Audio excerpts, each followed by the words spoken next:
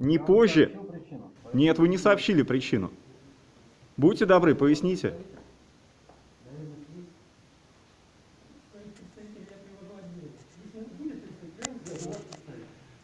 Руслан Рафикович, вы поясните, пожалуйста, почему вы меня не пускаете на публичное заседание квалификационной комиссии в отношении адвоката Волкова Дмитрия Ивановича? И у вас есть редакционное задание от журнала «Евразийская адвокатура». Пожалуйста. Вы в прошлом сами адвокаты, прекрасно понимаете, что дисциплинарное производство у нас осуществляется в закрытом режиме.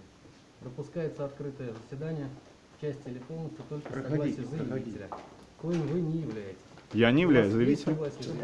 На совещании? Нету. Поэтому вы, как не участник дисциплинарного производства, не можете присутствовать на этом заседании, поскольку заседание проводится в закрытом режиме. Спасибо за ваше пояснение. Там есть элементы, относящиеся к профессиональной тайне, к адвокатской тайне, доступ к которым ограничен. Сами прекрасно знаете, законом это предусмотрено. В том случае, если Дмитрий Иванович сделает заявление о том, чтобы СМИ присутствовало, если он сделает заявление, мы будем рассматривать его заявление.